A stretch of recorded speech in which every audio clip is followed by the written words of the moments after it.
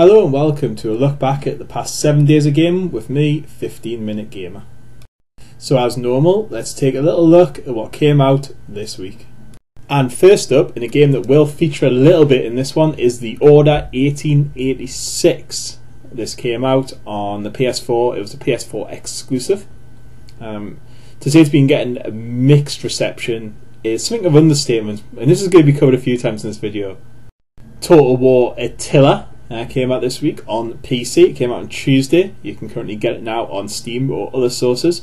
I have played this so far. I am quite enjoying it. I am looking forward to getting involved more. And it's the latest in the Total War series, which I would hate to think how many Total War games we've had now. And it's pretty good. It's looking one of the best. It's getting good reviews, solid 8s all round. It's still suffering from the same old bugs that normally seem to plague these sort of things. But yeah, I can highly recommend it. Very good game. Medieval Engineers came out this week on Steam. This is a follow-up to one of my favourite fun games ever, Space Engineers. This is a game where you build castles, you can build equipment, walls, master landscape, and just build amazing creations. I've seen some fantastic ones so far. And then destroy it all with anything you want to, cannons, trebuchet, things over there, and knock it all down. Physics, it's great, it's a lot of fun, there's so much to do, and if it matches the scale of Space Engineers, I would be pretty amazed because there's not as much to do. However, I was very excited when I saw this came out. It fell under my radar, knew it was coming out, but I didn't realise it was coming out so quick. Picked it up and instantly had a lot of fun with it. Dead or Alive 5 came out this week for Xbox 360, PlayStation 3, Xbox One and PlayStation 4. It is the ultimate Dead or Alive 5. It's been redone, re-graphics, bits of extras here and there.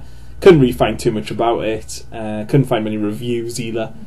However, it just seems to be a load of half-naked women fighting. And as a non-fighting fan and not really a fan of half-naked computed women, it's not something I'm going to pick up. However, I'm sure people love it. Nintendo have been busy again this week with Wave 4 of their Amiibos. So they've released more of these little characters. First up, we have Shulk, Sonic the Hedgehog and Mega Man. I have no idea who Shulk is. I thought it was like She-Hulk. I was like, ooh, that's quite cool. But it's not. I have no idea who he is. We also have Meta Knight, again, another character I really don't recognise. I really don't do Nintendo at all. And finally, we have King Dedede. I don't think I'm pronouncing it again. God knows who he is. And I know I'm probably going to get a lot of hate from Nintendo fans for not knowing who they are, but I'm just not a Nintendo fan, what can I say? I've always sort of avoided Nintendo, so I apologise. And now the news. It's been a very, very slow week this week, so there's a bit of filler in here anyway.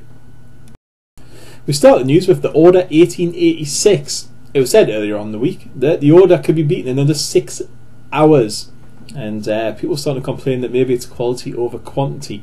There was also video footage of the entire game being uploaded to YouTube as well, which actually showed it getting beaten 5.5 hours.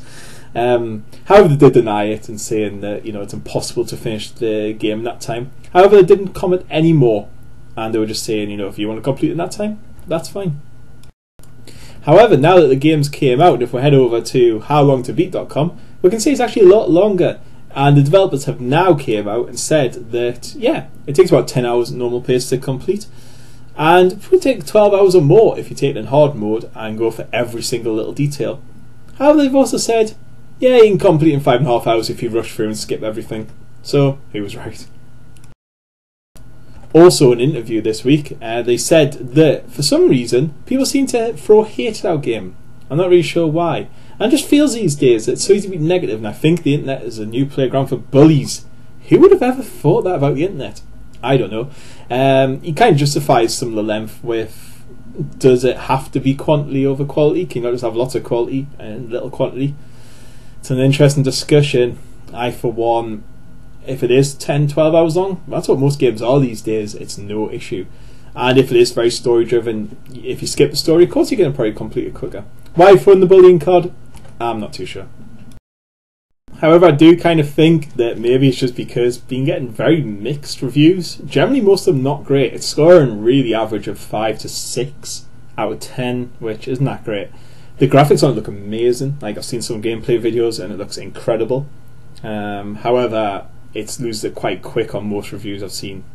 So Bit of a shame. Maybe they're trying to deflect attention. Who knows? Project Cars was delayed yet again. It's now due out sort of around about April 2nd, they say. Do I believe that? Not really.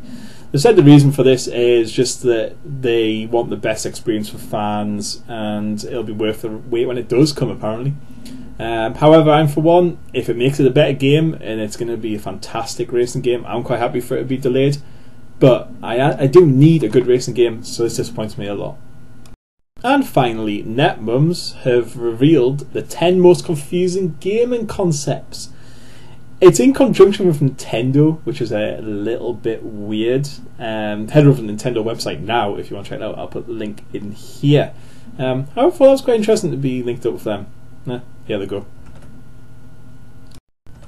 And these terms are MMORPG, which is massively multiplayer online role-playing game. We have Twitch, which is a live stream video platform community. Blue Shelled, suddenly being knocked out first place when you're about to win. JRPG, Japanese role-playing game. UGC, user-generated content. Backward compatible, obviously a new game console, sports games or software design. Camping, staying in one spot on the map and being increasingly annoying, and I hate campers with a passion. NPC, non-playable characters. FTW, for the win. And FPS, first-person shooter. And that's it for 15-minute gamer with 7 days of gaming. I hope you've enjoyed, and I'll see you again next week. Ta-ra.